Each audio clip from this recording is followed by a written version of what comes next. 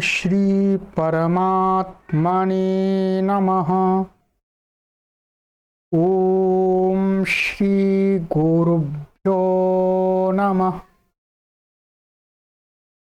ओम श्री ऋषिभ्यो नमः।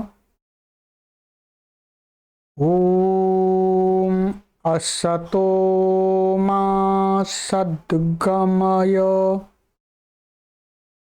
तमसो मा ज्योतिर्गमय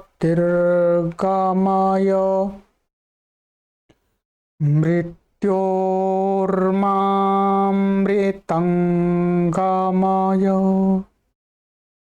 ओम शांति शांति शांति। सर्वेभ्यो नमः। देववाणी संस्कृतं यूट्यूब चलदृश्यं प्रति भवतां भवतीनां च हार्दं स्वागतम्। मित्रों, आज हम अष्टाध्यायी भाष्य प्रथमावृत्ति द्वितीयः अध्यायः प्रथमः पादः समास प्रकरणम कक्षा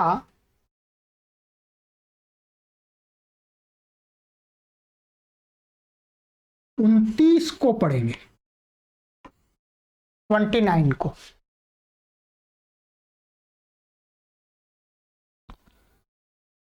चलिए मित्रों, गत कक्षा में हमने आपको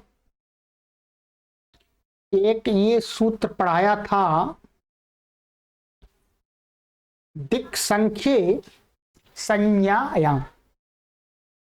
और दूसरा सूत्र ये हमने पढ़ लिया था,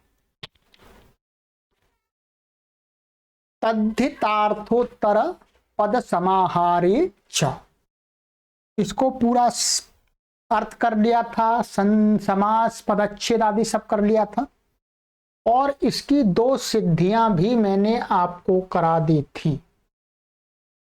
ये दिशावाची का समास की तद्धितार्थ में ये दो सिद्धियां भी हमने कर ली थी, पौर्वशाला अपरशाला, ये सिद्धियां कर ली थी। ठीक है, अब आगे की सिद्धियां करेंगे। आज की कक्षा ध्यान देंगे थोड़ी बड़ी हो सकती है, धैर्यपूर्वक पढ़ते रहिएगा। आज पूरा हमारा प्रयास है कि आज इस सूत्र की सभी सिद्धियों को इस कक्षा में हम पूर्ण करा देंगे। ठीक है, सिद्धियां थोड़ी सी नई आपके लिए हो सकती हैं, क्योंकि इसमें आगे के सूत्र लगते हैं। इन सूत्रों को आप आगे चल के पढ़ेंगे। अभी आपको वो सूत्र पूरे समझ में नहीं आएंगे, कोई बात नहीं, जितना समझ में आ जाए उतना पर्याप्त है। परंतु ये सूत्र आपको पूरा समझ में आना चाहिए। तद्धितार्थोत्तर पद समाहारे च, ये क्या काम करता है, बस आगे के सूत्र तो हम पढ़ेंगे। ठीक, चलिएगा। तो अब हम सिद्धि पर चलते हैं। संख्या तद्धितार्थे माने संख्यावाची का तद्धितार्थ, तद्धित के विषय उपस्थित होने पर तद्धित आगे आगे आएगा तो उन शब्दों का समास। उदाहरण है, पंचानाम नापितानाम अपत्यम पांच नापिति। ठीक है, और पंचसु कपालेषु संस्कृतः पंच कपालः। दो उदाहरण है, आइएगा। चलिए चलते हैं। परिशिष्ट आप खोल लीजिएगा अपनी। ठीक है, ये हमने कर दिया है पूरा आपका।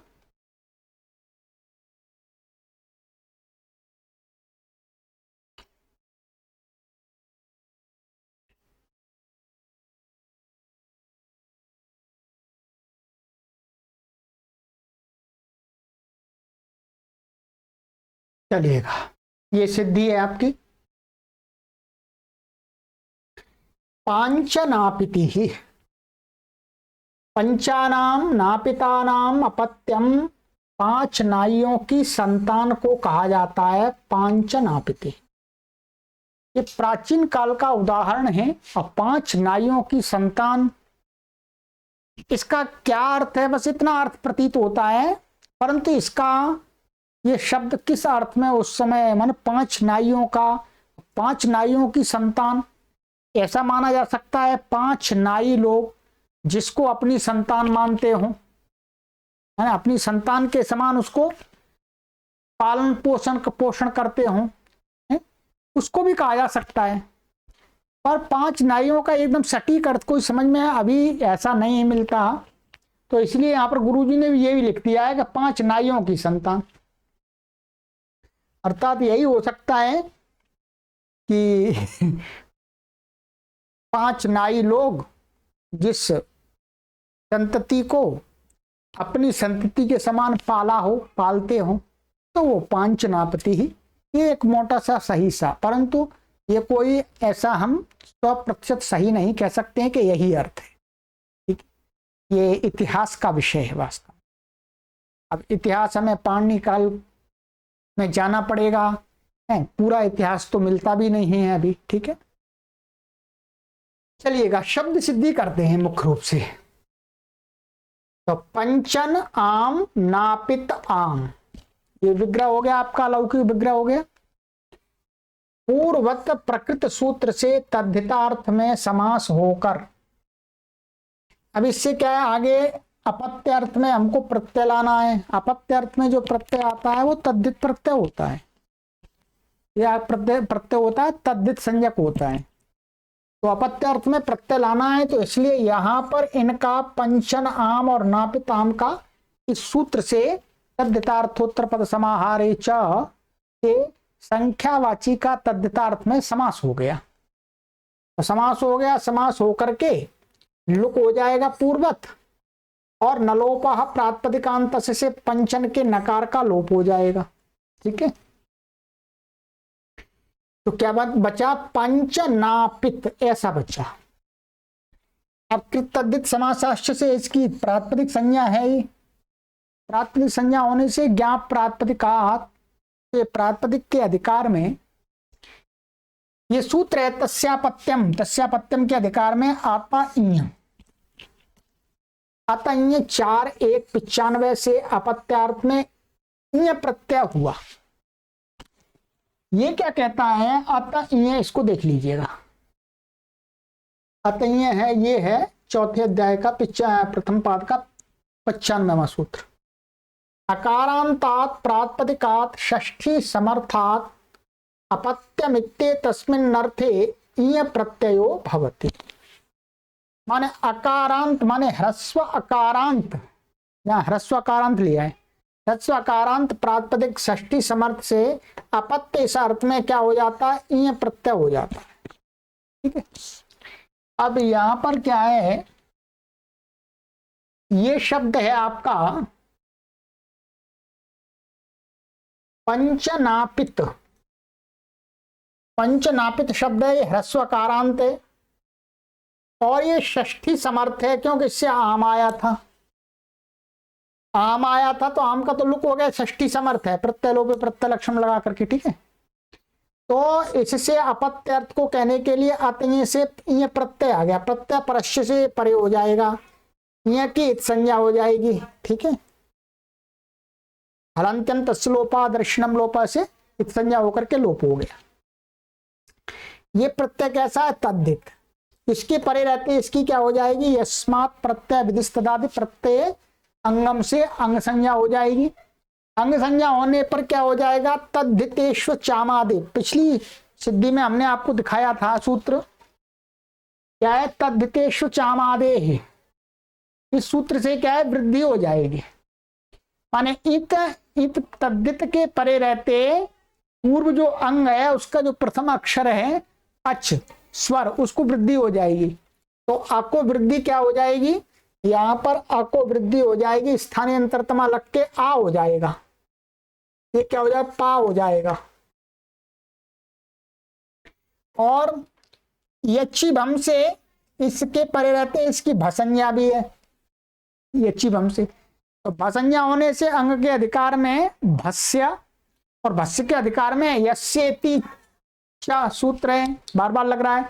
यस्येति च से क्या हो जाएगा, इस आकार का लोप हो जाएगा, ताकि आकार का लोप हो गया तो क्या बना, पांच नापित ई, ऐसा बन गया। ठीक है, अब यहां पर पांच नापित मिला देंगे, पांच नापिती बन जाएगा। और पूर्व स्वादि उत्पत्ति माने ये तद्धित प्रत्यय, तो कृत तद्धित समासाश्च से प्रातिपदिक संज्ञा हो जाएगी। और प्रातिपदिक के अधिकार में पूर्वत स्वादि उत्पत्ति करके रुत विसर्जनीय होकर के क्या बन जाएगा, पांचनापिति, ये बन गया। मुख्य रूप से इसमें क्या है, इन दो शब्दों का समास हो गया, तद्धित प्रत्यय आगे आने वाला है उससे पहले ही। ठीक है, तद्धितार्थोत्तर पद समाहारी जैसे समास हो गया, समास हो गया फिर प्रत्यय आ गया। ठीक है, तो ये बन गया। इसी प्रकार से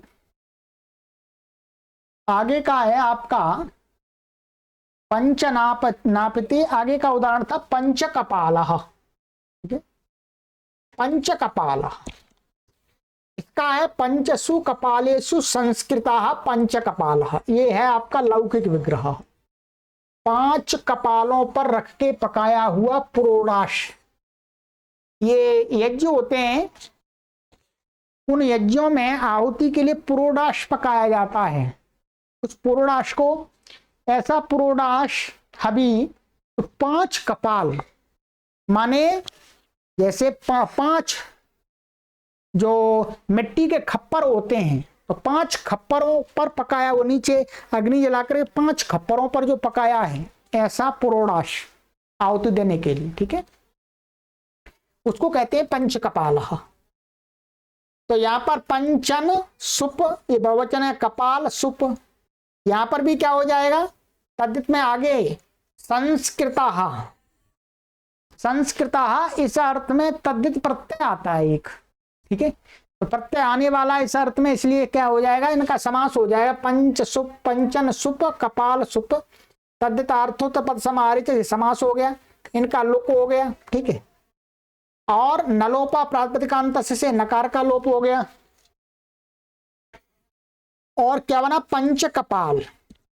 अब संस्कृता, ये संस्कृता अर्थ में हमने विग्रह किया, तो संस्कृता अर्थ में क्या है, संस्कृतम भक्षाः, 4 2 15, इससे अण प्रत्यय है, ये अण प्रत्यय तद्धित है भक्षा अर्थ में। अब देखिएगा, ये इसका मैं अर्थ दिखा देता हूं, संस्कृतम भक्षा का, ये देखिएगा 4 2 15, संस्कृतम भक्षाः, ये तद्धित प्रत्यय होता है इस सूत्र से, अण जो होता है वो। तत्र इति सप्तमी समर्थात् प्रातिपदिकात् संस्कृतम् इत्येतस्मिन् अर्थे यथा विहितं प्रत्ययो भवति यत् तत् संस्कृतं भक्षश्चेत् स भवति। कहते हैं तत्र सप्तमी समर्थ प्रातिपदिक से संस्कृतम इस अर्थ में, संस्कृतम माने संस्कार करना, इस अर्थ में कोई चीज संस्कार की जा रही है, तो पुरोडाश है वो कच्चा होता है, उसको पकाते हैं तो उसका संस्कार हो रहा है। तो यथाविध प्रत्यय, आगे जो प्रत्यय जिस शब्द से कहा है वो होता है यत् तत्, और वो यदि वो संस्कृतम भक्षश्चेत, वो खाने के पदार्थ हो, तो जो वो पुरोडाश होता है, पुरोडाश को क्या करते हैं, कुछ आहुति दे देते हैं, कुछ उसको प्रसाद के रूप में खा लेते हैं, पुरोडाश को। तो इसलिए वो भक्ष माने खाने पदार्थ भी है, खाने का, तो वो भक्षश्चेत स भवति, तो इससे क्या होता है, अण प्रत्यय होता है। ठीक है, संस्कृतम भक्षा से अण प्रत्यय होता है, इससे आइएगा।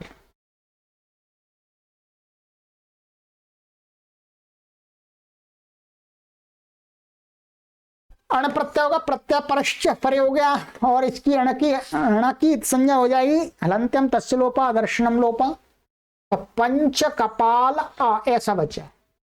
अब यहां पर क्या है, जो तद्धितार्थोत्तर पद समाहारे च से आगे हमने सूत्र एक पढ़ा था, पहले ही पढ़ लिया था, संख्या पूर्वो द्विगुः। क्या, यदि संख्या पूर्व में है, मैं तद्धित कहते हैं, तद्धितार्थोत्तर पद समाहारे च से जो समास होता है, यदि उन समस्त पदों में संख्या पूर्ववाची पद है, पूर्व वाला पद संख्यावाची है तो क्या है, उसका एक दूसरी संज्ञा और हो जाती है, क्या हो जाती है, संख्या पूर्वो द्विगुहो। ये सूत्र मैंने आपको पढ़ा दिया है पहले। हाँ, ये तो हमने आपको पहले समझाया था, ये इसके नीचे है, ये तद्धितार्थोत्तर पद समाहारे के आगे ये सूत्र है, संख्या पूर्वो द्विगुहु। ये क्या कहता है, ये कहता है तद्धितार्थोत्तर पद समाहारे इत्यत्र संख्या पूर्वो यह समासः स द्विगु संज्ञको भवति। ठीक है, पूर्व सूत्रस्यायं शेष, ये पूर्व सूत्र का ही एक भाग है उसी का। तो इस सूत्र से जो समास होता है, यदि पूर्व में उसमें संख्यावाची शब्द है तो उसकी द्विगु संज्ञा भी हो जाती है। अब यहां पर आप देखेंगे ये यहां पर क्या है, तद्धितार्थोत्तर पद समाहारे से समास हुआ है और ये पूर्व पद क्या है, संख्यावाची है पंच। तो संख्या पूर्व से द्विगु संज्ञा होकर के अब द्विगु संज्ञा का कार्य है, क्या कार्य है, द्विगोर लघु लुगनपत्ते 4:1 सूत्र है कि द्विगु संबंधी अण प्रत्यय का लुक हो जाता है यदि तस्यापत्यम आदि अर्थ में जो अण प्रत्यय आया है, यदि वो ऐसा प्रातिपदिक से आया है जिस प्रातिपदिक की द्विगु संज्ञा है, तो उस प्रत्यय का लुक हो जाता है, वो रहता नहीं है, आता है, अर्थ को छोड़ देता है और चला जाता है। ये सूत्र कहता है द्विगोर लुगनपत्ते। चलिएगा, इसका भी अर्थ मैं दिखा देता हूं आपको। ये अर्थ है इसका 4:1 ये कहता है प्राग दिव्यतेष्वर्थेषु विहितो द्विगोर यह संबंधी निमित्तम तद्धित प्रत्ययस्तस्य लुक भवति अपत्य प्रत्ययम वर्जयित्वा। इनका इसका कहना है ये प्रागतिपतेषु माने यहाँ पर आगे बहुत सारे प्रत्यय हैं, ठीक है, उन प्रत्ययों उन अर्थों में विहित जो द्विगु संज्ञक से द्विगु संज्ञक संबंधी तद्धित प्रत्यय उसका क्या हो जाता है, लुक हो जाता है। लुक क्या होता है, प्रत्ययस्य लुक श्लू लुपः, प्रत्ययस्य आदर्शनस्य लुक श्लू लुप इत्येताः संज्ञाः भवन्ति। पहले पढ़ लिया हमने पहले प्रथम पाद में। तो परंतु अपत्यर्थ में प्रत्यय नहीं होना चाहिए।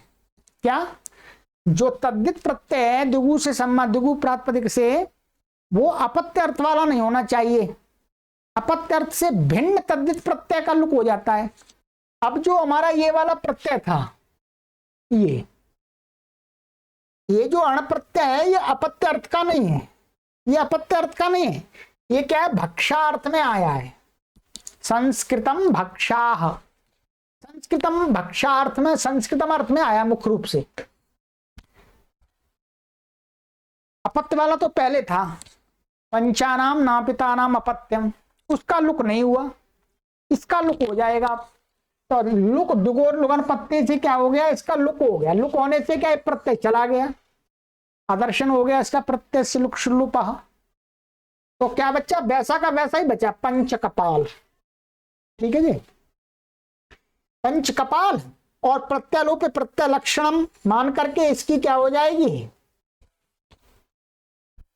तद्धित समासाश्च से प्रातिपदिक संज्ञा हो जाएगी। है नया इसमें अर्थ आ गया, ये अर्थ छुड़ गया है, तो फिर दोबारा इसकी प्रातिपदिक संज्ञा कर लेंगे। वैसे इसकी प्रातिपदिक संज्ञा पहले थी तद्धित समासाश्च, परंतु इसमें एक और प्रत्यय आ गया था, फिर दोबारा करनी पड़ेगी, चाहे बेशक वो चला गया है तो भी दोबारा करनी पड़ेगी। तो दोबारा कैसे होगी, प्रत्यय लोपे प्रत्यय लक्षणम, प्रत्यय लोपे प्रत्यय लक्षणम से लक्षण मान करके उसकी पूरे की प्रातिपदिक संज्ञा कर लेंगे, फिर तद्धित समासाश्च और पूर्व स्वादित्पत्ति कर लेंगे, ज्ञान प्रातिपदिक का सु औजस आदि लगा करके ऋतु विसर्जनी करके क्या बन जाएगा, पंच कपालः पुरोडाशः, 5 कपालों पर पकाया हुआ पुरोडाश बन गया। मुख्य रूप से यहां समास का प्रयोजन था, समास घटा के बता दिया। ठीक है, ये संख्यावाची का समानाधिकरणवाची सुबंत के साथ में तद्धितार्थ में समास हो गया। ठीक है, चलिए ये हो गया। अब आपका हमने कर लिया ये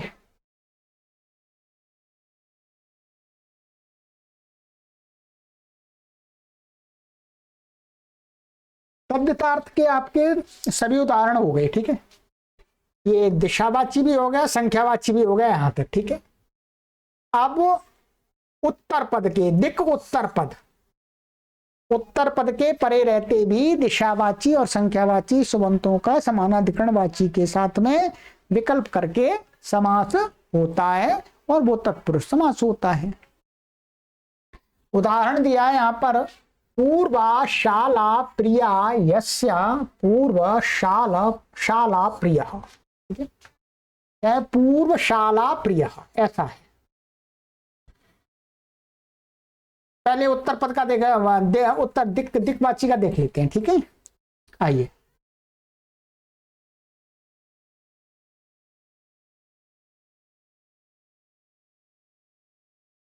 आइएगा।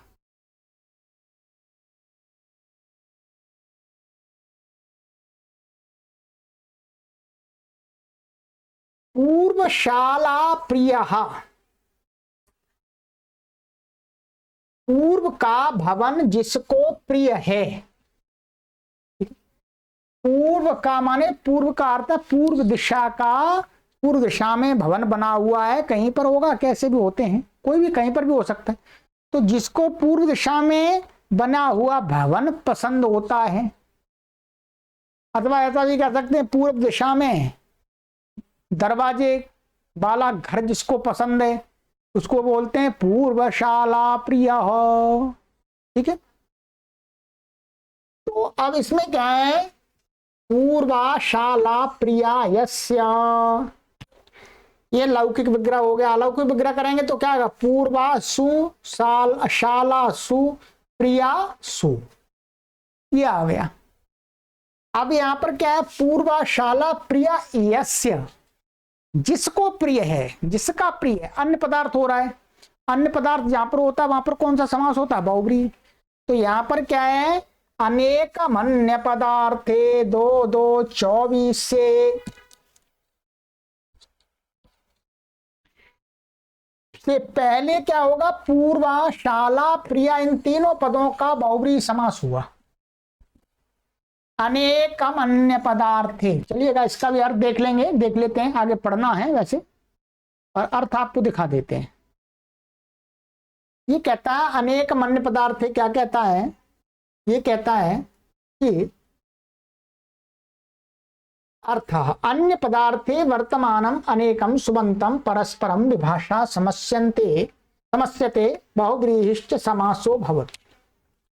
अन्य पदार्थ माने अपने अर्थ को छोड़ करके दूसरे के अर्थ को कहने में वर्तमान जो शब्द होते हैं वो के उनका समास हो जाता है, और वो विकल्प करके और बहुब्रीहि समास होता है। अब यहां पर आप देख रहे हैं, यहां पूर्वशाल प्रिय का अर्थ क्या है, कोई मनुष्य, कोई मनुष्य है, पुरुष। ना तो पूर्व दिशा को कहा जा रहा है, ना शाला को कहा जा रहा है, ना प्रिय को कहा जा रहा है। वो शाला, पूर्वशाला प्रिय है, जिसको उसको कहा जा रहा है। अर्थात इन शब्दों का अर्थ यहाँ गौण हो गया है, ये शब्द दूसरे के अर्थ को कहने में वर्तमान हो गए, इसलिए इससे क्या हो गया, बोलो, बहुब्रीहि समास हो गया। समास होने पर कृत समासा सुपो धातु प्रातिपदिकयों से ये क्या हो गया, लुक हो गया। ध्यान दीजिएगा, यहाँ पर आपको ध्यान देना थोड़ा। अब ये बन गया आपका पूर्वशाला प्रिया, ये बन गया एक आपका समास हो गया, इसमें बहुब्रीहि समास। अभी जो हम सूत्र पढ़ रहे हैं उसका कार्य नहीं हुआ, अब उसका कार्य करना है। अब यहां पर पूर्वाशाला प्रिया, ठीक है, अब यहां पर अब हमें लगाना है तद्धितार्थोत्तर पद समाहारे च, उत्तर पद और पूर्व पद, ध्यान दीजिएगा क्या है, उत्तर पद और पूर्व पद, बाद वाला उत्तर पद होता है और उससे पूर्व वाले पूर्व पद होते हैं, यही तो होता है। मानिएगा यहां पर ये 3 पद हैं, एक ये है, एक ये है, एक ये है, ठीक है। इन दोनों में देखेंगे तो ये पूर्व पद है, ये उत्तर पद है, ठीक है। और इन तीनों में देखेंगे तो क्या है, ये दोनों पूर्व पद हैं और ये क्या है, उत्तर पद है। भाई ये बाद में है, ये दोनों पहले हैं, तो ये दोनों उत्तर पद हो गए, पूर्व पद हो गए, और ये हो गया उत्तर पद, ठीक है। अब हमें एक समास करना है, तत्पुरुष। समास करने के लिए कम से कम दो शब्द चाहिए। कितने चाहिए? कम से कम दो, अधिक कितने भी हो सकते हैं। अब क्या है, उत्तर पद के परे रहते हमें क्या, तद्धितार्थोत्तर पद समाहारे च, ये कहता है कि उत्तर पद के परे रहते पूर्व के पदों का समास होता है, तो पूर्व में दो तो चाहिए कम से कम। तो जब अब क्या है, यहां उत्तर पद क्या है, प्रिया है, उत्तर पद प्रिया उत्तर पद है, और ये दोनों क्या है, पूर्व पद हैं, यही तो है। तो अब क्या है, उत्तर पद के परे रहते पूर्व में जो दो पद हैं, इनका पूरे का तो एक समास हो चुका है, ध्यान देंगे। परंतु अब इसमें हमको कुछ कार्य विशेष करने के लिए इनमें इन दो का समास और करना है ठीक है। इस पूरे का तो एक समास हो गया, बहुब्री समास, परंतु प्रिया शब्द के उत्तर पद रहते पूर्व शाला, मान पूर्वा और शाला का भी एक समास होता है। अब आप कहेंगे अब समास करने का लाभ क्या है? समास करने का लाभ है तभी यहां समास हो रहा है, यदि लाभ नहीं होता तो समास नहीं होता। लाभ आगे आ रहा है आपको। तो तद्धितार्थोत्तर पद समाहारे जैसे क्या है, प्रिया उत्तर पद के रहते इन दोनों का समास हो गया। यहां समास करने पर तो विभक्ति का लुक नहीं होगा, विभक्ति का लुक तो पहले ही हो गया। विभक्ति का लुक करना समास करने का प्रयोजन नहीं है। यहां समास जो इन दोनों पदों का फिर दोबारा समास किया जा रहा है, पूर्व शाला का इससे किया जा रहा है, उसका प्रयोजन है स्वर लगाना, ठीक है। लुक तो पहले ही हो गया। तो क्या है, तत्पुरुष समास होने पर, होने से, आप ध्यान दीजिएगा, तत्पुरुष समास ये हो गया है, होने से क्या है, बाहुब्रीयः प्रकृत्या पूर्व पदम। क्या लिखा है गुरु जी ने? ये सूत्र है 621, अभी मैं पद दिखा दूंगा आपको। से पूर्व पद को प्रकृति स्वर नहीं हुआ, किंतु पूर्व शाला के ला को के आ को समासस्य माने 6:1-217 से उदात्त हुआ, ठीक है। क्या हुआ? उदात्त हुआ। देखिए कैसे, ये दो सूत्र पहले पढ़ लीजिएगा, पहले मैंने पढ़ाए हैं ये सूत्र आपको एक दो बार मैंने पढ़ाया, फिर मैं आपको पढ़ाता हूं, परंतु चिंता मत कीजिएगा। जब स्वर करते हैं, समास का जो स्वर होता है, समास का जब समास हो जाता है तो कई शब्द क्या है, इकट्ठे हो जाते हैं। तो जब कई शब्द इकट्ठे हो जाते हैं तो अब उनका क्या स्वर करें, सबका अलग अलग करें या एक करें? तो महर्षि पाणिनि ने नियम बनाया है कि समासस्य माने समासस्य अंत उदात्तो भवति। भाई समास के अंदर कई पद होते हैं तो वो कई पद मिलकर के एक पद बन जाता है। तो जो समस्त पद होते हैं उनका अंतिम जो अच होता है, अंतिम अच होता है वो उदात्त होता है। ये नियम बना दिया। कोई भी समास हो, तत्पुरुष समास हो, बहुब्री समास हो, द्वंद्व समास हो और अव्ययी भाव समास हो, ठीक है, कोई भी समास हो, सभी का अंतिम वर्ण उदात्त होता है समस्त पद का, ठीक है। परंतु ये तो सामान्य सूत्र कर दिया। अब इसका अपवाद भी है। अपवाद ये होगा कि सभी समासों का अंत उदात्त नहीं होता है, कुछ का नहीं होता है, कुछ का कुछ दूसरा होता है, ठीक है। इसके ये तो यहां पर छठवां अध्याय का प्रथम पाद समाप्त हो जाता है। अब इसके बाद आरंभ होता है छठवें अध्याय के दूसरा पाद, ये स्वर है।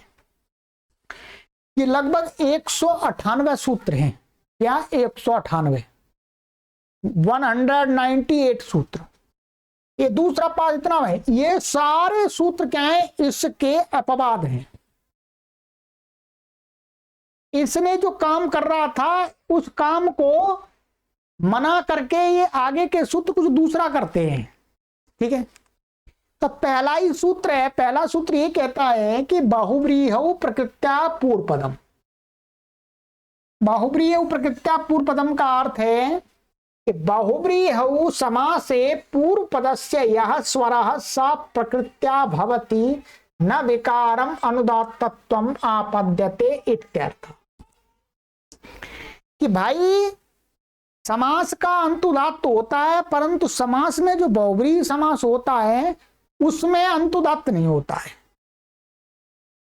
तो क्या होता है जी, तो कहा कि जो समस्त पद होते हैं उनमें जो पूर्व का पद होता है, पूर्व का शब्द होता है पहले वाला, उसका स्वर होता है? उसका शब्द स्वर होगा, अंतिम उदात्त नहीं होगा। उसका जो भी स्वर होगा व्याकरण के सूत्रों के अनुसार वो होता है। समस्त पद का अंत उदात्त नहीं होता है बहुव्रीहि समास में। बहुव्रीहि समास में क्या होता है, जितने पदों का समास करते हैं उनमें जो सबसे पहले वाला जो पद होता है उसका उदात्त होता है, उसका माने अपना स्वर होता है, जो भी कुछ स्वर है। ठीक है, तो अब क्या था मित्रों, यहां पर देख लीजिए, समझ लीजिएगा। जब हमने ये यहां पर पूरे का बहुव्रीहि समास किया, ध्यान दीजिएगा क्या किया, बहुव्रीहि समास, बहुव्रीहि समास किया तो पहले हमारे पास में कौन सा सूत्र है, समासस्य। इसने कहा कि समास का अंतिम उदात्त, अंतिम वर्ण उदात्त होता है। इससे क्या हुआ, इस आए जो ये आ उदात्त प्राप्त हुआ समासस्य से। परंतु फिर हमको आगे का सूत्र ये वाला दिखा, इसके आगे इसका अपवाद कि भाई बहुव्रीहि समास में तो अंतिम उदात्त नहीं होता है, क्या होता है, जो पूर्व का शब्द है उसका स्वर होता है। तो इसमें पूर्व का शब्द क्या है, पूर्वा शब्द है। क्या है यहाँ, पूर्व पद क्या है, पूर्वा, पूर्वा है केवल। ठीक है, तो पूर्वा को इसने कहा कि भाई बहुव्रीहि समास में ये नहीं लगेगा, इसको तो पूर्वा का स्वर होगा, पूर्वा का जो भी स्वर है अपना वो लगना चाहिए।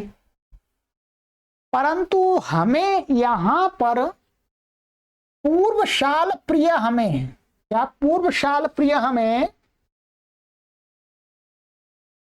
पूर्व पद का स्वर नहीं लगाना है, ये वाला सूत्र नहीं लगाना है, इसको रोकना है।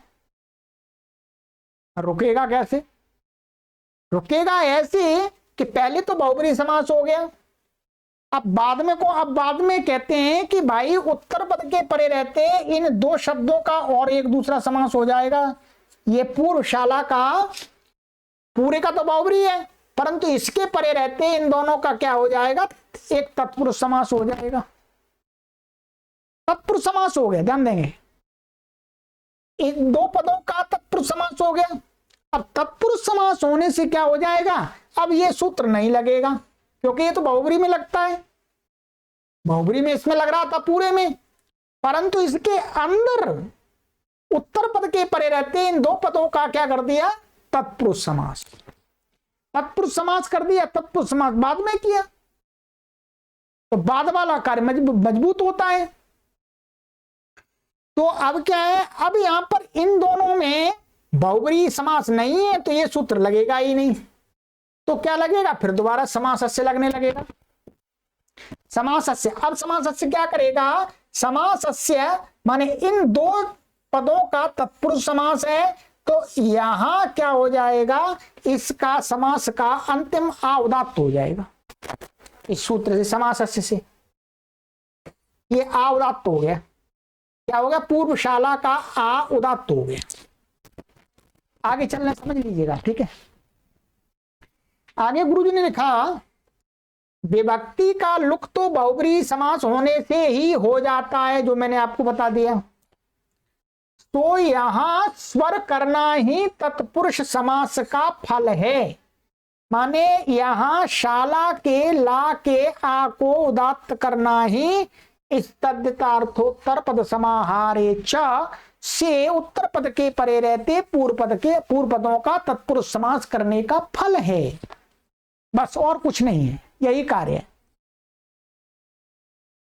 यहां यह समझना चाहिए कि तत्पुरुष संज्ञा पूर्वशाला की है। ध्यान देंगे, किसकी तत्पुरुष संज्ञा? केवल इतने की है। मैं आपको यहां पर ये अंडरलाइन करके पूरा बाकायदा गोला में दिखा रहा हूं। तत्पुरुष संज्ञा इस पूरे की प्रिया की नहीं है।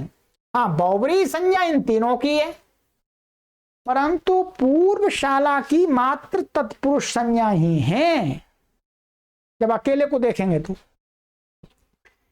तो ला ला ला माने ला ही समास के अंत में हुआ, माने ये तत्पुरुष समास के अंत में ला ही आया केवल, न कि प्रिया का या। ये अंत में नहीं आएगा तत्पुरुष समास के, तत्पुरुष समास के अंत में ये आएगा। अतः ला को ही उदात्त हुआ इस सूत्र से, समासस्य से। ठीक है, अनुदात्तम। अब क्या होगा, ये सामान्य बन गया। अब आपका कितना हो गया, यहां पहुंच गए आप, ये उदात्त हो गया लका। अब क्या होगा, अनुदात्तम पदम एक वर्जम, माने एक को छोड़ करके, उदात्त को या स्वरित को छोड़ करके बाकी सभी क्या हो जाएंगे, अनुदात्त हो जाएंगे। ये अनुदात्त हो गए सारे। ठीक है, फिर उदात्ता अनुदात्त से स्वरिता, उदात्ता अनुदात्त से स्वरिता से, उदात्त से उत्तर अनुदात्त को क्या हो जाएगा, स्वरित हो जाएगा, ये हट जाएगा। ठीक है, और स्वरितात संहितायाम अनुदात्ता नाम, स्वरित से उत्तर अनुदात्तों को एक श्रुति हो जाती है, अर्थात स्वर नहीं रहता है, तो ये भी हट गया। तो अब आपका क्या स्वर रहा, स्वर आपका ये रहा, ध्यान दीजिएगा, पूर्वशाला प्रिया। अभी तो ऐसा बना है, ये पू का ऊ अनुदात्त है, वा का आ उदात्त अनुदात्त है, शा का आ अनुदात्त है, और ये ला है, ये कैसा उदात्त है, उदात्त पर लाइन नहीं होती है, स्वर चिन्ह नहीं लगाते। और ये प्री का ई है, ये स्वरित है, और ये एक श्रुति है आगे। अब इतना बन गया आपका, प्रयोजन घटा दिया मैंने। आप थोड़ा सा यहां पर आपको चिंतन मनन पूर्वक चीज को समझना होगा। वैसे मैंने आपको पूरा समझाया है, मुझे जिन्होंने भी पढ़ाया उतना अच्छी तरह से नहीं समझाया, परंतु मैंने आपको उससे कई गुना अच्छा समझाया है, कई गुना अच्छा समझाया है, क्योंकि मुझे जानते हैं कि जैसे मुझे पढ़ाया गया वैसे आपको समझ में आना नहीं है। तो मैंने आपको हर चीज को क्लियर किया, बार बार कई बार एक एक बात को बोला है, तो बार बार सुनिएगा। ठीक है, अब देखिएगा स्त्रिया।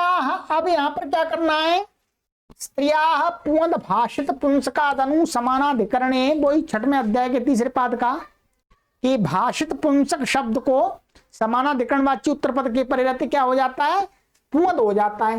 तो ये है, तो ये हो गया। अथवा पूर्वत भाषा वचन से, भाषा वचन माने भाष्य वचन, भाष्य भाषा वचन नहीं है, भाष्य वचन कहना चाह रहे हैं। पिछली कक्षा में मैंने पढ़ाया था, है सर्वनामना वृत्त मात्रे पूर्ण भावो वक्तव्य। ठीक है, तो भाष्य वचन, भाष्य वचन का वार्तिक है, तो क्या हो जाएगा, पूर्वा को ये पूर्ण भाव होकर के क्या बन जाएगा, पूर्व बन जाएगा, पूर्वशाला प्रिया, ऐसा बन गया। ये वही वार्तिक है। अब मैं आपको अभी कैसे दिखाऊंगा सिद्धि, पिछली कक्षा में जो बताया, सर्वनामना वृत्त मात्रे पूर्ण भावो वक्तव्य। ठीक है, आप चाहे सूत्र से कीजिएगा, आप उसको छोड़ दीजिएगा, यहां पर पूर्ण भाव इस वार्तिक से रहने दीजिएगा, आप इससे कीजिएगा। ये जो सूत्र है आपका, स्त्रिया पूर्ण भाषित पुंसकादनु समानाधिकरणे स्त्रिया म पूर्णे प्रियादिषु, आप इसको अपनी पुस्तक में भी बार बार देखते रहें। ये सूत्र आपको कई बार में समझ में आएगा, एक बार में समझ में नहीं आएगा। मैंने आपको लगभग 20 से 30 बार पढ़ाया है, बार बार आ रहा है, आएगा, आगे भी आएगा। तो यहां पर क्या हुआ, इसको पूर्ण भाव हो गया, पूर्व हो गया इसको। अब यहां पर ये पूर्वशाला प्रिया, ये किसको कह रहा है, हमने कहा था पूर्वशाला प्रिया यस्य, यस्य माने पुरुषस्य, किसी पुरुष को, मनुष्य को। तो गोस्त्रियो रूपसर्जनस्य, यहां पर है कि बहुब्रीहि समास में क्या होता है, सभी पद उपसर्जन संज्ञक होते हैं, है? क्या होते हैं? प्रथमा निर्दिष्टम समास उपसर्जनम से बहुब्रीहि समास के सभी पदों की उपसर्जन संज्ञा होती है, ध्यान देंगे। तो यहां पर क्या है, पूर्व की, शाला की, प्रिया की, सब की उपसर्जन संज्ञा है, सबकी उपसर्जन संज्ञा है। उपसर्जन संज्ञा होने से क्या है, गोस्त्रियोर उपसर्जनस्य, ये कहता है गो शब्द उपसर्जन संज्ञक और स्त्री प्रत्यंत शब्द, स्त्री माने स्त्री प्रत्यंत जो शब्द है वो यदि उपसर्जन है, उपसर्जन संज्ञक है, तो उसको क्या हो जाता है, ह्रस्व हो जाता है। ये सूत्र हमने पढ़ लिया था पहले, फिर मैं आपको पढ़ दिखा देता हूं, आइए कोशिश करता हूं। ये मैंने आपको पढ़ा दिया था, यहाँ नहीं लाया, दिखाया गया है इसलिए, ठीक है। तो गोस्त्रियोर उपसर्जनस्य, गोस्त्रियोर उपसर्जनस्य से क्या हुआ, ये जो प्रिया शब्द है, प्रिया स्त्री प्रत्यांत, इसको ह्रस्व हो जाएगा। क्या हो जाएगा बोलो, ह्रस्व। यहां पर पूर्ण भाव नहीं होगा, इससे ध्यान देंगे, उत्तर पद के परे रहते होता है पूर्व को, ठीक है। तो अब क्या है, यहां पर प्रिया को इससे ह्रस्व हो गया, ह्रस्व होकर के क्या बना, पूर्वशाला प्रिया, पूर्वशाला प्रिया ऐसा बना। यदि किसी स्त्री को कहा जाएगा, माने किसी स्त्री को प्रिय है, तो वहां पर पूर्वशाला प्रिया ही बनेगा, ठीक है। पर इससे ह्रस्व तो होगा पहले, इससे ह्रस्व तो हर अवस्था में होगा, चाहे स्त्री को कहें चाहे पुरुष को कहें, ठीक है। तो इससे क्या हो गया, अब ह्रस्व हो गया, और इसकी प्रातिपदिक संज्ञा है पूर्वत स्वादुत्पत्ति करके रुत्व विसर्जनीय होकर के क्या बन गया, पूर्वशाला प्रिया। ये आपको एक बार सिद्धि लिखनी होगी, लिखने से ही आपके मस्तिष्क में ठीक से बैठेगी, फिर बैठ गई तो निकलेगी नहीं। आपको रटना नहीं है पूरा, आपको इतना करना है कि पुस्तक देख करके आपको समझ में आना चाहिए, आप किसी को समझा सकें, बस। ये रटने वाली चीज नहीं है, सारी चीजें कैसे रटेंगे आप, और मैंने भी नहीं रटी, परंतु मैं आपको समझा रहा हूं, ऐसे आपको भी समझाना आ जाए तो समझिएगा आपने ठीक प्रकार से सूत्र को समझ लिया, ठीक है। पुस्तक देख करके समझाना आ जाए तो आइएगा। इसी प्रकार अपरा शाला प्रिया यस्या अपर शाला प्रिया, दूसरी शाला प्रिय है जिसको, उसको क्या बोलते हैं, अपर शाला प्रिया। सारे सूत्र वही लगेंगे, केवल और केवल एक शब्द का अंतर है, यहां पर पूर्वा था और यहां पर अपरा है।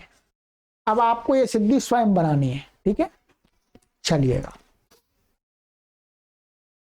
ये हो गया आपका। चलिए अब आगे चलते हैं। अब इसके आगे की सिद्धि है हमारी दूसरी शाला प्रिय, जिसको सिद्धि जाने। अब ये दिशावाची का हो गया, अब आ गया संख्यावाची का। पंचा गावा धाना, ठीक है। 5 गायें हैं धन जिसका, माने 5 गायें हैं धन रूप जिसका, माने 5 गायें हैं जिसकी, जिस ग्वाले की, माने ग्वाला का जो धन होता है वो गाय ही होता है वास्तव में प्राचीन काल में। तो कहते हैं पंच गावो धनम यस्या, ये लौकिक विग्रह हो गया। अब यहां पर क्या है, पंचन जस गो जस धन सु, ये बहुवचन है, ये भी बहुवचन है, एक वचन है तो उसी हिसाब से प्रत्यय आ गया, ये बहुवचन का जस आ गया, गो से जस आ गया और धन से सु आ गया, ध्यान देंगे। यहां पर क्या है, पूर्वती पहले त्रिपद बहुब्रीहि होकर के, पूर्वत माने अनेक मन पदार्थ से, जैसे हमने अभी पढ़ा था पूर्वशाला प्रिय, उसी प्रकार से। तो त्रिपद बहुब्रीहि होकर के क्या बन जाएगा, समास होकर के लुक आदि सब कुछ हो जाएगा आपका। ये तो पंच गो धन, मैं नकार का नलोपा प्रातिपदिकांत से लोप हो जाएगा, तो ये बन गया पंच गो धन। ध्यान दीजिए, इसकी एक है बहुब्रीहि समास हो गया। क्या हुआ बोलो? बहुब्रीहि समास। अब पश्चात, अब धन शब्द के परे रहते माने उत्तर पद रहते, धन शब्द है उत्तर पद है, इसके परे रहते ये क्या है? पूर्व पद है। पंचा और गो ये क्या है? पूर्व पद है। तो धन शब्द के परे रहते माने उत्तर पद के उत्तर पद रहते, प्रकृत सूत्र से माने तद्धितार्थोत्तर पद समाहारे च माने उत्तर पद के परे रहते। पंच गो की, अभी के समान पंच, इन दो शब्दों की क्या हो गया? तत्पुरुष समास। विभक्ति का लुक तो हो ही गया, विभक्ति का लुक करना प्रयोजन नहीं है यहां पर, ठीक है। पंचगो की क्या हुई? तत्पुरुष संज्ञा, तत्पुरुष समास हो गया पंचगो का, तद्धितार्थोत्तर पद समाहारे च से इससे हुआ है, ठीक है, दो शब्दों का। तत्पुरुष संज्ञा होने का यहां पर एक दूसरा प्रयोजन दिखा रहे हैं। स्वर प्रयोजन भी हो सकता है, परंतु स्वर प्रयोजन के अलावा एक दूसरा प्रयोजन आपको दिखा रहे हैं। यहां पर क्या दिखा रहे हैं? तत्पुरुष संज्ञा होने से माने पंचगो, इन दो शब्दों की इस सूत्र से समास होने पर तत्पुरुष संज्ञा हुई। तत्पुरुष संज्ञा होने से क्या है? गोर तद्धित लुकी। क्या है? गोर तद्धित लुकी माने गो शब्दांत तत्पुरुष समास से, तत्पुरुष समास प्रातिपदिक से क्या हो जाता? टच प्रत्यय होता है। ध्यान दीजिए, टच प्रत्यय, इससे समासांत टच प्रत्यय हुआ। अब देखिएगा, तत्पुरुष संज्ञा इन दोनों की है, गो शब्दांत में प्रातिपदिक भी है, ये प्रत्यय लोप प्रत्यय लक्षण नहीं, कृत समासाश्च माने इनकी समास संज्ञा है, दो की, पूरे की भी है और इन दो की भी है, तो दो की भी प्रातिपदिक संज्ञा हुई कृत समासाश्च से, ठीक है। कृत समासाश्च से प्रातिपदिक संज्ञा होने से क्या है? गोर तद्धित लुकी से टच प्रत्यय होता है। सूत्र को मैं दिखा देता हूं, आइए। पांचवें अध्याय का चौथे पाद का ये 92वां सूत्र है, ठीक है। गोर तद्धित लुकी, ये क्या कहता है? मोटा मोटा इसका अर्थ समझ लीजिएगा। गो शब्दांतात तत्पुरुषात टच प्रत्ययो भवति, समासांता सचेत तत्पुरुषात तद्धित लुकी न भवति। माने गो शब्द अंत में ऐसे तत्पुरुष संज्ञक प्रातिपदिक से टच प्रत्यय होता है, समासांत का अर्थ होता है, वो उसी का अवयव रहता है। परंतु सचेत माने परंतु उस तत्पुरुष जो दोष तत्पुरुष शब्द जो समस्त पद है उससे उत्तर किसी तद्धित का लुक ना हुआ हो, तद्धित आया हो उसका लुक कर दिया गया हो, ऐसा नहीं हो, बिना तद्धित लुक वाला होना चाहिए। तो अब हमारा क्या है? यहां पर कोई तद्धित आया ही नहीं इनसे, तो लुक क्या होगा? लुक कहां से होगा? तद्धित आया ही नहीं, तो इससे क्या हुआ? टच प्रत्यय हो गया। टच प्रत्यय, प्रत्यय परश्च, प्रत्यय परे होगा, जिसको कहा है उससे परे होगा। तो किससे कहा है? पंचगो से कहा है, तो पंचगो और बीच में यहां माने पंचगो के बाद में टच आ जाएगा और धन बाद में आ जाएगा। ये हो गया लाभ।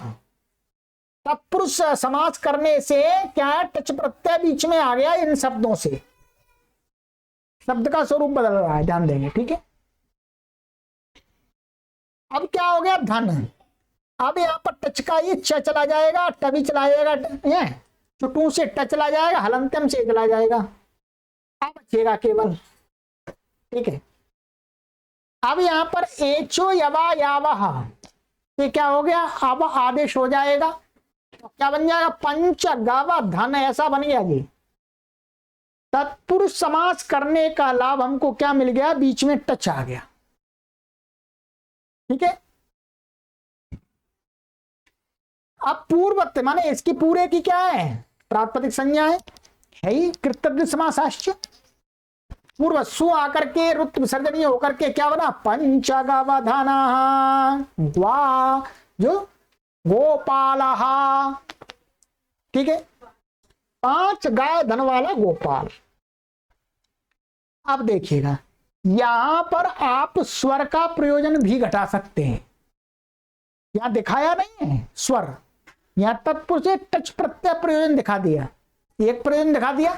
दूसरा प्रयोजन जो हमने पहले अभी देखा था स्वर का, वो भी आप यहां देख सकते हैं, वो भी आप यहां देख सकते हैं। देखिएगा नीचे गुरुजी ने लिख दिया है, मैं उसको बता देता हूं। आप पूर्व सिद्धि के समान, पूर्व सिद्धि माने वही पहले वाला पूर्व शाला प्रिया वाला समान, यहां भी पंचगो की तत्पुरुष संज्ञा होने से समासस्य से अंत उदात्त करना भी प्रयोजन है, तो पूर्ववत समझ लें। यहां टच का प्रयोजन ही दिखाया है, माने स्वर का प्रयोजन भी हो जाएगा, ध्यान देंगे। ठीक है, अब मैं आपको यहां स्वर लगा के दिखा देता हूं, ध्यान दीजिएगा। स्वर यदि आप लगाएंगे इसमें तो क्या होगा, किसकी समास तत्पुरुष संज्ञा हुई, पंचगो की, ध्यान देंगे। तो समासस्य, समासस्य से क्या उदात्त करेंगे, आप ऐसा विचार कर रहे होंगे कि गो के ओ को उदात्त करेंगे, ओ को उदात्त नहीं होगा। जो ये गोर तद्धित लुकी से टच प्रत्यय होता है वो समास का अवयवी भी होता है। तत्पुरुष समास संज्ञा माने ये पंचगो से टच हुआ है तो ये टच इसी का अवयव है, ये इसी का भाग है। क्या टच इसी का भाग है, तो टच इसका भाग है, तो टच प्रत्यांत शब्द कितना बनता है, पंचगव इतना बनता है, ध्यान देंगे। यहां तक ये टच प्रत्यांत बनता है, ये तत्पुरुष संज्ञक शब्द हो गया।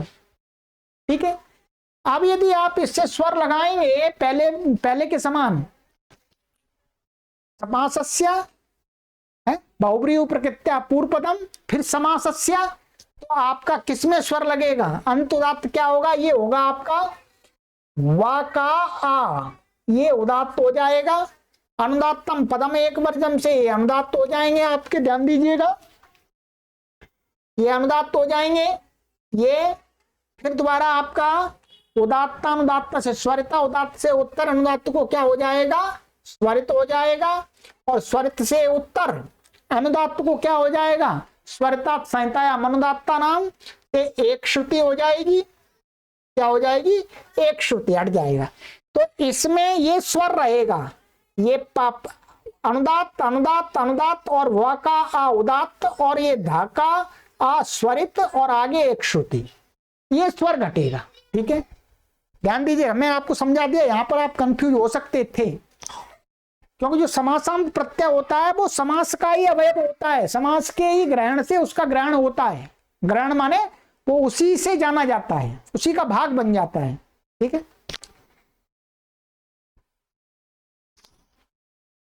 चलिएगा, ये दिखा दिया। इसी प्रकार से कह रहे हैं आगे कि इसी प्रकार पंचनाव प्रिय, पंचनाव प्रिय, 5 नौकाएं प्रिय हैं, जिसको जो मल्ला होता है, केवट होता है, खेवट बोलते हैं केवट खेवट, तो उसको माने 5 नाव प्रिय हैं, माने 5 नाव चलाने वाला, 5 नाव जो अपने पास में रखता है, तो उसको कहते हैं पंचनाव प्रिय। यहां पर क्या करना है, सारी प्रक्रिया वही रहेगी, सारी प्रक्रिया वही रहेगी।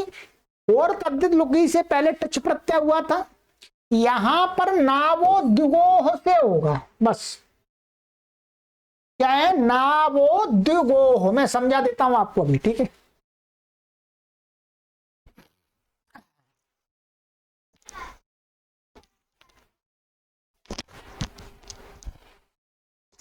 नावो द्विगोह, नावो द्विगोह क्या कहता है, आइए देख लेते हैं पहले एक बार। ये सूत्र है 5-4-99, वही है।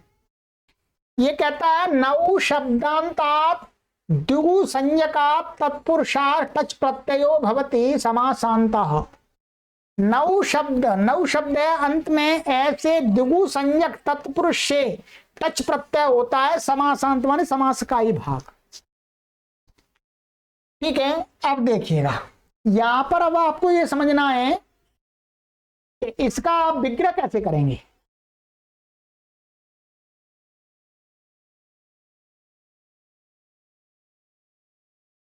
इसका आपको देखिए, पंच ऐसा कर लेंगे, पंचन जस नौ, नौ शब्द है, ठीक है, क्या है ये,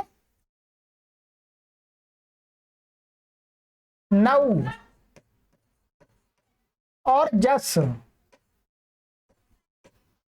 ठीक है, नौ जस और प्रिय।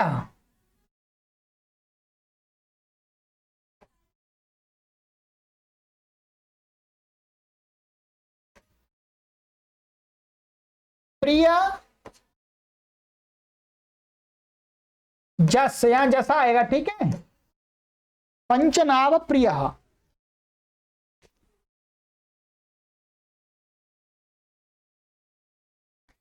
पंचन जस, नौ जस, प्रिय जस, ध्यान देंगे यहां पर क्या है, ये सभी आपस में, ये भी नौ का ये विशेषण है और ये पंचनाभ प्रिय हैं, जिसको प्यारी हैं, जिसको प्रिय शब्द भी क्या है, मुख्य रूप से इसी को कह रहा है, नौ को, नाभ का विशेषण बन रहा है एक तरह से, ठीक है। तो पंचना, तो ये इस सूत्र से क्या हो जाएगा, तद्धितार्थो, वो अनेक मन्य पदार्थ से पहले क्या होगा, बहुब्रीहि समास, बहुब्रीहि समास होगा तीनों का, ये नकार का लोप हो जाएगा, नलोप प्रातिपदिकांतस्य, क्या बचेगा आपका अब, पंच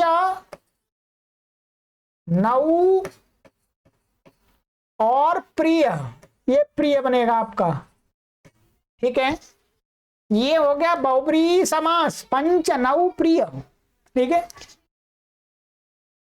अब यहां पर क्या है, ये तो पूरे का तो बहुब्रीहि समास हो गया अनेक मन्य पदार्थ से। अब इसका तद्धितार्थोत्तर पद समाहारे च से क्या हो जाएगा, इस उत्तर पद के परे रहते इन दो शब्दों की क्या हो जाएगी, तत्पुरुष संज्ञा, क्या हो जाएगी बोलो, तत्पुरुष संज्ञा। तो इसमें तत्पुरुष समास हो गया, और ये संख्यावाची है, संख्यावाची पूर्व में इनके दोनों के, माने इन दोनों में संख्यावाची पूर्व में, तो क्या हो जाएगा, आगे वाला जो सूत्र है, संख्या पूर्वो द्विगु, उससे क्या हो जाएगी, इस तत्पुरुष की द्विगु संज्ञा भी हो जाएगी।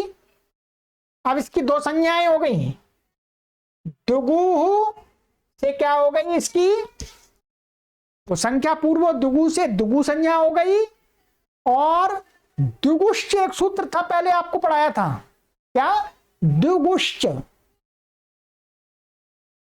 द्विगुश्च से इसकी तत्पुरुष संज्ञा भी है, तद्धितार्थों पर समास हुआ है, वो तत्पुरुष समास कर रहा है, परंतु द्विगुश्च के सहयोग से फिर दोबारा तत्पुरुष संज्ञा हो जाएगी, ठीक है। तो इनकी तत्पुरुष संज्ञा और द्विगु संज्ञा है। तो अब नावो द्विगो, इसने कहा कि नौ शब्द अंत में ऐसे द्विगु संज्ञक तत्पुरुष से क्या हो जाता है, टच प्रत्यय हो जाता है, टच प्रत्यय से हो जाएगा, तो क्या हो जाएगा, टच बीच में आ जाएगा, यहां पर टच ऐसा कर लीजिएगा, आपने शॉर्टकट में लिख दिया है, ठीक है, टच आ गया, अच्छा चला गया, हट्टा का आ चला गया, हट्टा का अट्टा चला गया। अब अच्छा, तो क्या बचा अब आपका, यहां पर देखिएगा, पंच और ये आ और ये प्रिय, ध्यान दीजिएगा, ठीक है।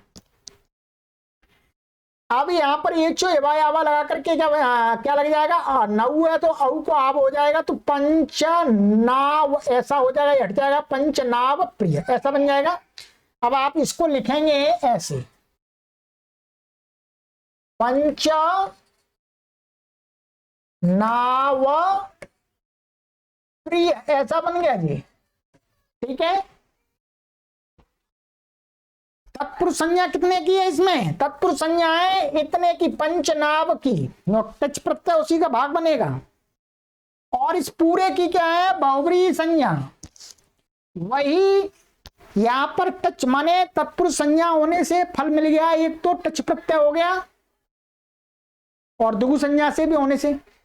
दूसरा स्वर लगाएंगे तो स्वर समास से किसमें लगेगा, स्वर इसमें लगेगा आपका, ये वा का आ उदात्त हो जाएगा और ये अनुदात्त हो जाएगा, अनुदात्त हो जाएगा, अनुदात्त हो जाएगा और ये स्वरित हो जाएगा और ये श्रुति हो जाएगी।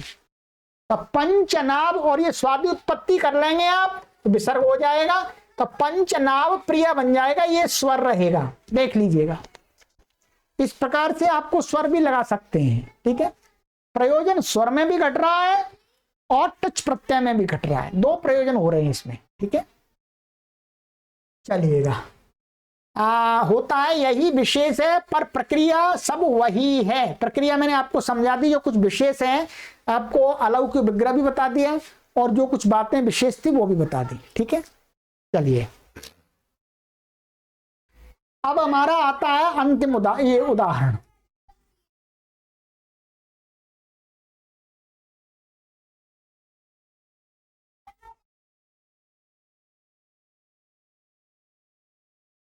पंचपूली, ठीक है, 5 पूलियों का समूह, अर्थात समाहार के और से उदाहरण रह गए, कंप्लीट करेंगे आज पूरी कक्षा में, ठीक है। आपसे हमने जो प्रतिज्ञा कर दी है उस प्रतिज्ञा को पूरा निभाएंगे और आप भी निभाइएगा, पूरा देखिएगा, ठीक है। चलिएगा,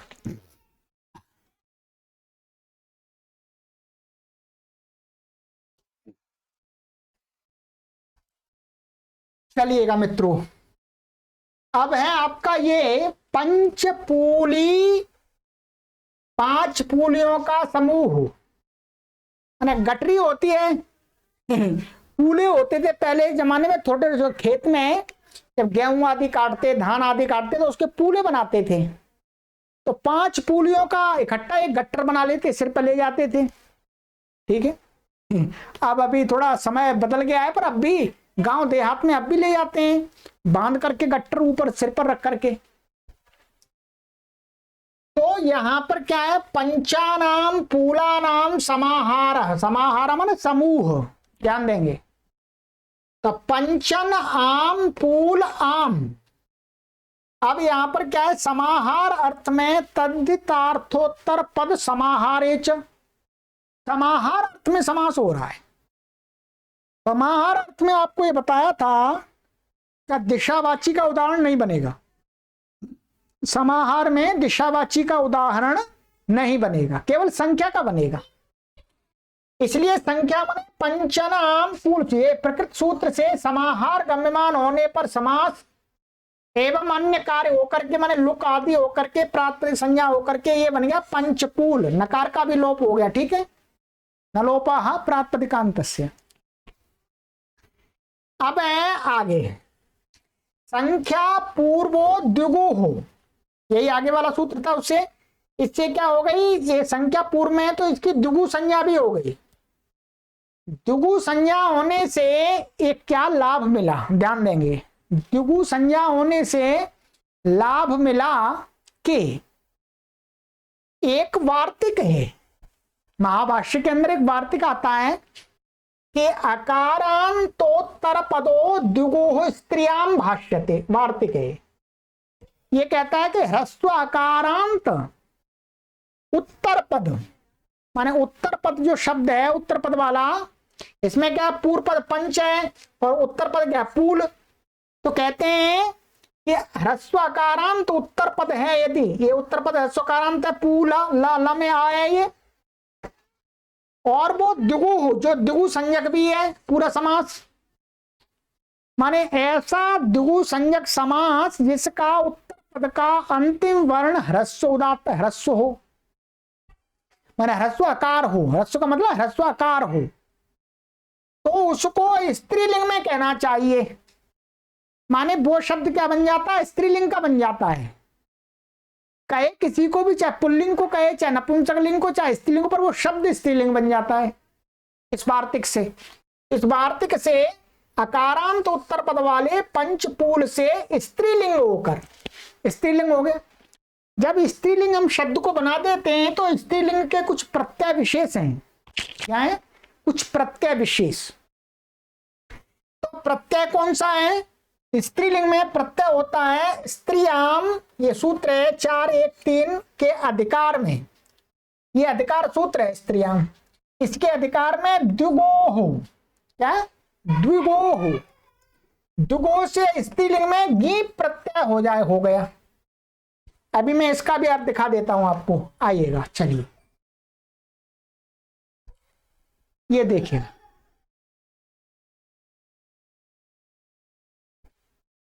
ये 4-1-3 अधिकारो एवं समर्थानां प्रथमाद्वा इत्यस्मात् पूर्वं पूर्वम् इतो अग्रे वक्ष्यमाणा प्रत्यया स्त्रियां स्त्रीलिंगे भविष्यन्ति उदाहरणान्यग्रे द्रष्टव्यानि। अधिकार सूत्र यहां से आगे आगे कुछ सूत्रों तक सारे प्रत्यय वो स्त्रीलिंग शब्दों से होंगे, ठीक है।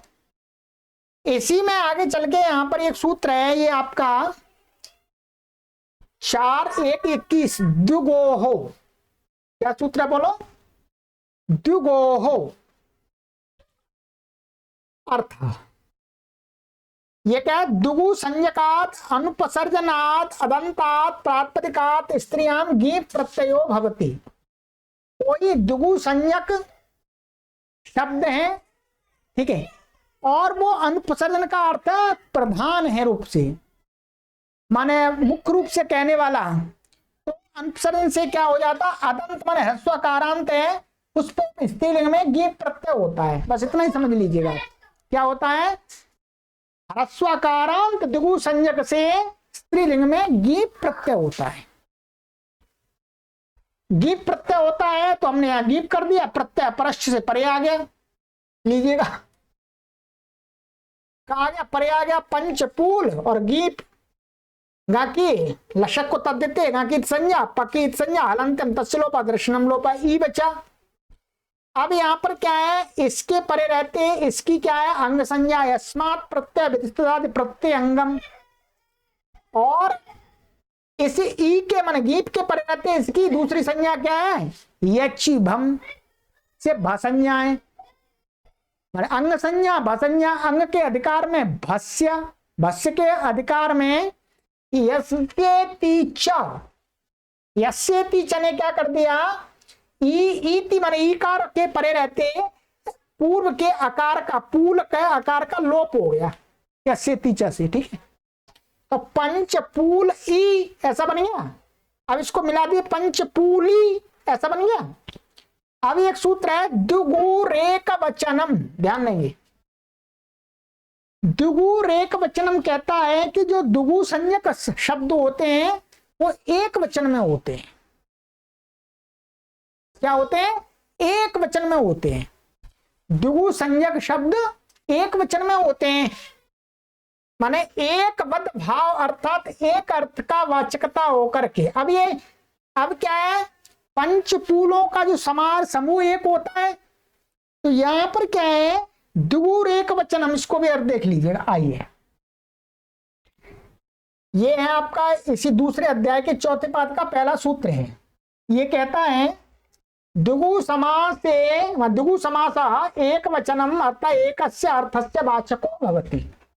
तो द्विगु समास होता है वो समूह, समूह में जो द्विगु समास होता है वो एक अर्थ का वाचक होता है। क्या? एक अर्थ का।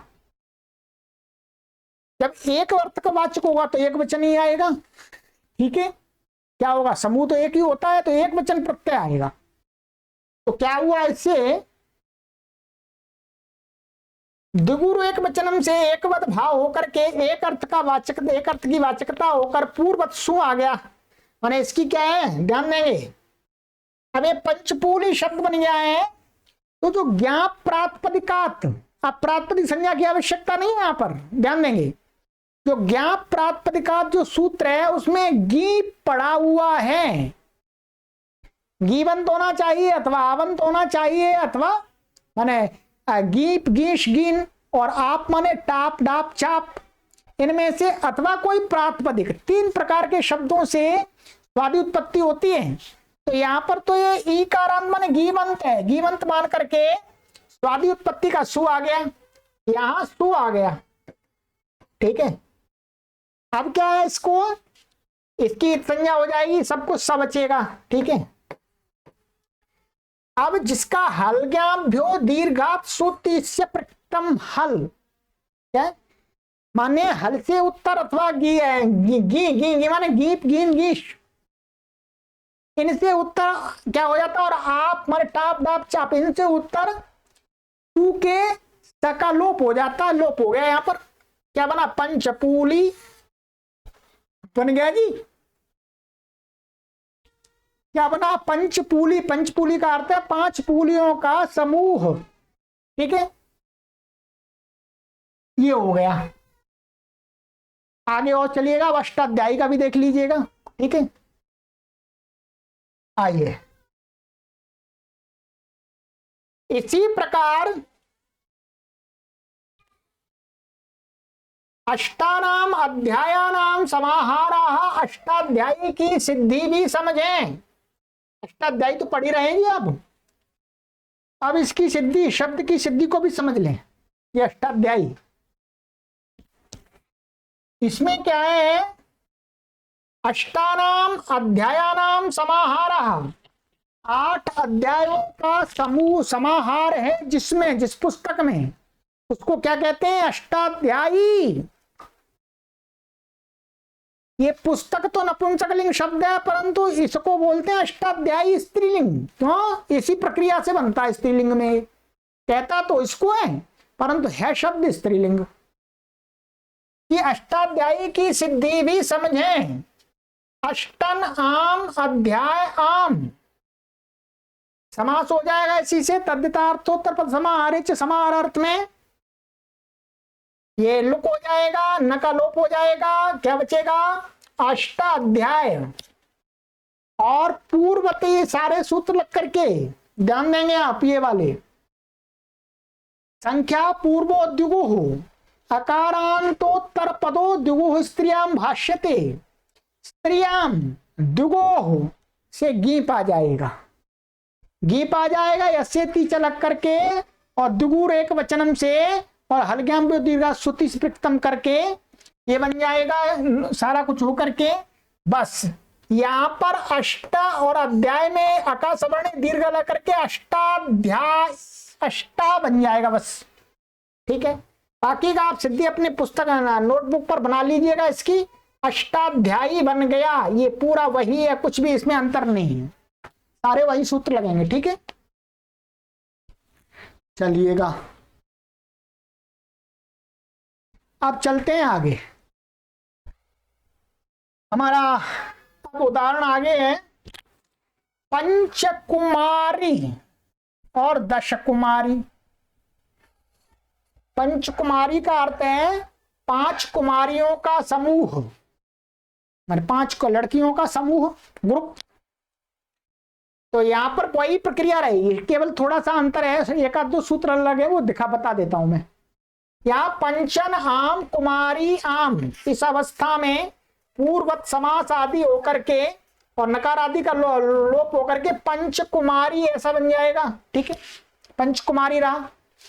और द्विगुर एक वचनम, ध्यान देंगे, द्विगुर एक वचनम से एकवद भाव हो जाएगा, अर्थात समाहार, समाहार में जो द्विगु होता है वो एक अर्थ का वाचक होता है, एकवद भाव।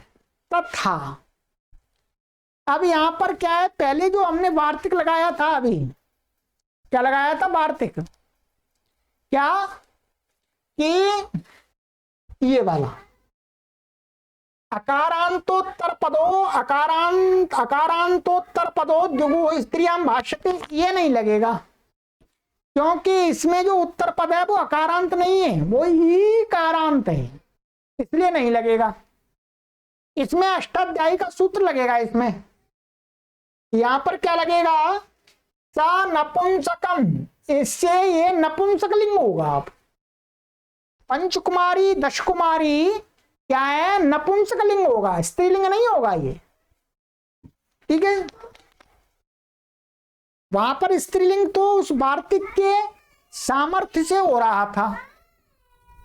तो सा नपुंसकम 2 4 17 से नपुंसक लिंग होकर के, अब नपुंसक लिंग को, इसको सूत्र देख लीजिएगा, ये जो सूत्र है आपका सा नपुंसकम, ये कहता है कि अस्मिन् एकमत भाव प्रकरणे यस्य एकमत भावो वेता स नपुंसकलिंगो भवति। ये क्या है, द्विगुर एक वचनम, उसी से उसी श्रृंखला में। तो ये कहते हैं कि द्विगुर एक वचनम आदि से जिसका एक वचन कहा है, एकमत भाव, उसको क्या कौन सा लिंग होता है, नपुंसक लिंग होता है। ठीक है, नपुंसक लिंग होता है। जो पहले स्त्रीलिंग किया था वो भाष्य के वार्तिक से हुआ है। भाष्य का वार्तिक इसका अपवाद है, ध्यान देंगे। भाष्य का वार्तिक क्या है, अष्टाध्यायी में और पंचपूली में इससे नपुंसक लिंग प्राप्त था, परंतु इसका अपवाद बना दिया महर्षि पाणि ने, पतंजलि जी ने, वो आचार्य कात्यायन ने क्या बना दिया कि इसको यदि उत्तर पद ह्रस्वकारांत है तो द्विगु संज्ञक जो समाहार है वो स्त्रीलिंग होता है, नपुंसक लिंग नहीं होता है। अब ये दश कुमारी, पंचकुमारी, ये तो दीर्घ ईकारांत है, इसलिए नपुंसक लिंग हो गए। चलिएगा, तो अब हो गए, अब नपुंसक लिंग हो गया आपका ये शब्द, पंचकुमारी नपुंसक लिंग हो गया। नपुंसक लिंग होने पर क्या हो जाएगा, ह्रस्व नपुंसक प्रातिपदिकस्य, नपुंसक लिंग में वर्तमान जो प्रातिपदिक होता है उसको ह्रस्व हो जाता है, अंतिम वर्ण ह्रस्व हो जाता है। तो अब ये नपुंसक लिंग में वर्तमान हो गया, तो इसको अंतिम वर्ण ये ई है, इसको ह्रस्व हो जाएगा। ह्रस्व हो जाएगा तो क्या बनेगा, क्या बनेगा, पंचकुमारी के ई को ह्रस्व हो जाता है, ह्रस्व हो गया तो पंचकुमारी ऐसा बन गया। ठीक है, अब इसको समास है तो पूर्व सु आ जाएगा, सु आकर के क्या हो जाएगा, स्वमोर नपुंसकात, स्वमोर नपुंसकात से सु का लुक होकर के, ध्यान दीजिए। अब ये पंचकुमारी बन गया, यहां पर सु बने, सु और अम का नपुंसक लिंग से उत्तर क्या हो जाता है, लुक हो जाता है, लुक हो जाता, ध्यान देंगे। तो ये सु आया तो सु का लुक हो गया यहाँ पर, तो पंचकुमारी ऐसा ही बन गया, एक वचन में, प्रथमा विभक्ति एक वचन में। इसी प्रकार दश कुमारी, तो दशानाम कुमारीणाम समूह दश कुमारी, यहां बस पंचन की जगह दशन कर लीजिएगा, ये दशन आ जाएगा बस, और कुछ नहीं है, बस दशन है, सारा यही प्रक्रिया है। ठीक है, तो इसमें ये दो सूत्र एक्स्ट्रा लगे हैं, ये अच्छा ये तीन लगे हैं, ये और ये मैंने आपको समझा दिए हैं। ये सूत्र आपको पहले भी पढ़ा दिया गया है, ये भी पढ़ा दिया गया है, ये केवल नया है। ठीक है, तो मित्रों ये आपकी सिद्धियां कंप्लीट हो गई। अब बहुत सारे पाठक ऐसे सोचते होंगे ये हो क्या रहा है ये हो क्या रहा है। मित्रों ये वही हो रहा है जो मनुष्य के जीवन में होना चाहिए। ध्यान दीजिएगा, क्या हो रहा है, ये वही हो रहा है जो मनुष्य के जीवन में होना चाहिए। मनुष्य के जीवन में क्या होना चाहिए, मनुष्य के जीवन में मनुष्य की बुद्धि का विकास होना चाहिए। मनुष्य जीवन का सबसे बड़ा प्रयोजन क्या है, मनुष्य की बुद्धि का विकास होना, मनुष्य की बुद्धि तार्किक बनाना, जिससे मनुष्य किसी भी अंधविश्वास पाखंड के अंदर ना फंस सके, कोई उसको ठग ना सके। अब जो व्याकरण पढ़ लेगा इस प्रकार से, ध्यान दीजिएगा, क्या उसकी बुद्धि विकसित नहीं होगी, होगी। यदि सही ढंग से पढ़ेगा तो, चिंतन मनन पूर्वक पढ़ेगा तो, केवल वैसे वाचन करता चला जाएगा, बाबा वाक्यम प्रामाण्यम मानता चला जाएगा, फिर उसकी बुद्धि का विकास नहीं होगा। ध्यान देंगे, बहुत सारे लोग व्याकरण को पढ़ते हैं परंतु बुद्धि का विकास नहीं कर पाते, अपनी बुद्धि को तार्किक नहीं बना पाते हैं, पाखंडों में फंसे रहते हैं, अंधविश्वासों में फंसे रहते हैं। उनको अनपढ़ लोग ताबीज टोटका आदि देकर के ठग लेते हैं, उनका पढ़ा हुआ सब कुछ बेकार हो जाता है, क्योंकि उन्होंने अपनी बुद्धि को तार्किक बनाया ही नहीं, अपनी बुद्धि का विकास किया ही नहीं। परंतु मित्रों मैं आपको पढ़ा रहा हूं मेरे पढ़ने वाले प्रत्येक पाठक की बुद्धि विकसित हो जाएगी और वो एक चीज को 1000 प्रकार से सोचने की शक्ति प्राप्त कर सकेगा। बुद्धिमान मनुष्य की यही तो विशेषता होती है कि वो एक काम के लिए 10 रास्ते सोच लेता है, और जो बुद्धिमान नहीं होते हैं उनको जो रास्ता पता होता है उसी पर ही चलते रहते हैं, धक्के खाते रहते हैं, कहीं एक्सीडेंट होगा तो वहीं पड़े रहते हैं। बुद्धिमान आदमी देख लेता है, अच्छा जी हाँ खतरा है, चलो इससे निकल चलते हैं। ठीक है, तो आपको एक मार्ग नहीं, आपको एक कार्य के 100 मार्ग ढूंढ लेने हैं। एक कार्य को आप 100 प्रकार से कर सकें, ऐसी बुद्धि आपको विकसित कर लेनी है। ठीक है, तो वही हो रहा है जो मनुष्य के जीवन में होना चाहिए। इससे आपकी बुद्धि का विकास किया जा रहा, आपकी बौद्धिक क्षमता को बढ़ाया जा रहा है। बढ़ेगी, बताओ, आप ऐसे समझेंगे, अभ्यास करेंगे तो बढ़ेगी बौद्धिक क्षमता, बढ़ेगी। वास्तव में जो बौद्धिक क्षमता होती है वो जड़ी बूटियों से नहीं बढ़ती है। ठीक है, वो बुद्धि के व्यायाम से बढ़ती है। बुद्धि का जितना हम प्रयोग करेंगे उतनी ही हमारी बुद्धि शार्प होती चली जाएगी, पैनी होती चली जाएगी। जड़ी बूटियों के खाने से वास्तव में बुद्धि नहीं बढ़ती है। बहुत सारे लोग कहते हैं बढ़ जाती है, पर ऐसा नहीं है वास्तव में। ठीक है, वास्तव में नहीं है। ठीक है, यदि जड़ी बूटियों के खाने से बुद्धि बढ़ती हो तो जो जंगली पशु हैं वो तो सारे दिन जड़ी बूटियां ही चरते रहते हैं, उनकी बुद्धि तो काफी आगे बढ़ जाए। वास्तव में बुद्धि का विकास होता है बुद्धि के प्रयोग करने से, चिंतन मनन पूर्वक प्रयोग करने से। जो जड़ी बूटियां हैं वो हमारे शारीरिक क्षमता को बढ़ाती हैं, और जब हमारी शारीरिक क्षमता भी ठीक होगी और हमारी बुद्धि व्यायाम भी करेगी, अभ्यास भी करेगी, तो स्वाभाविक है जो शारीरिक जो शक्ति है वो उसको सहायक बनेगी। ठीक है, सहायक बनेगी। ऐसा नहीं है कि जड़ी बूटियां खा करके बिना बुद्धि को, कुछ बिना पढ़े लिखे आप विद्वान बन जाएं, ऐसा नहीं है। ठीक है, बुद्धि को आपको चलाना पड़ेगा, उसका प्रयोग करना पड़ेगा। तो चलिएगा मित्रों, बुद्धि को हम चला रहे हैं, गहराई से चला रहे हैं, आपको सिखा रहे हैं। इनका यही है मित्रों, शास्त्रों को पढ़ने का यही प्रयोजन है। यदि इन कक्षाओं को पढ़ने के बाद भी यदि आप किसी भी अंधविश्वास और पाखंड में यदि फंसे रहते हैं, किसी भूत प्रेत से डरते हैं, तो मेरे अनुसार तो आपका पढ़ा लिखा होने का कोई लाभ नहीं है। क्या लाभ है बताइएगा? अनपढ़ आदमी वही कर रहा है, पढ़ा लिखा भी वही कर रहा है, तो अंतर क्या हुआ? कुछ भी नहीं अंतर हुआ। इतनी मेहनत करने का लाभ क्या हुआ? तो इस बात को आप चिंतन करते रहिएगा। ये आपको स्वयं करना है, कोई दूसरा नहीं कर देगा। अंधविश्वास, पाखंड, भूत प्रेत से कोई दूसरा आपको नहीं बचाएगा, आपको स्वयं बचना होगा।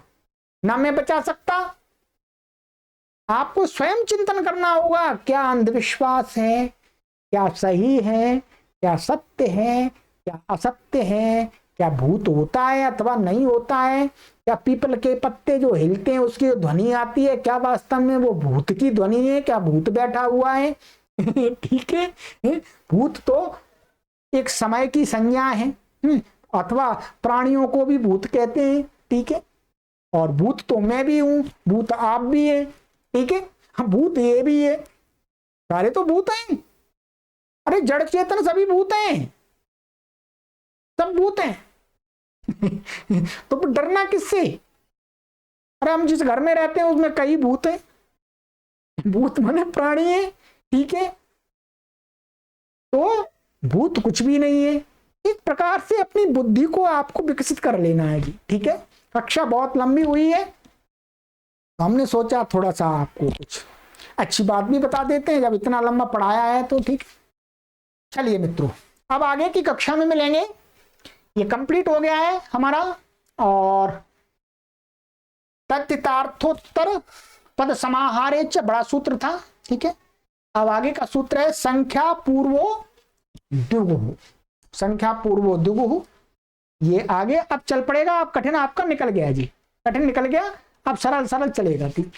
ठीक है, आप ऐसे मत कहिएगा गुरुजी ऐसे बोलते रहते हैं कि कठिन निकल गया फिर कठिन आ जाता है, बीच बीच में कठिन भी आ जाएगा फिर सरल आ जाएगा, फिर कठिन आ जाएगा फिर सरल आ जाएगा। इसी प्रकार से नैया पार लग जाएगी मित्रों। 4000 सूत्रों को पढ़ना है, साथ में बने रहना है, साथ नहीं छोड़ना है, ध्यान रखेंगे। एक बार संकल्प ले लिया कि पढ़ना है तो पढ़ना है जी, बस कुछ भी हो दुनिया बदल जाए परंतु आपका संकल्प नहीं बदलना चाहिए है, बस पारायण करके ही रखना है इसका। ठीक, चलिए आप सभी पुण्य आत्माओं को कोटि कोटि नमन, सर्वेभ्यो नमः।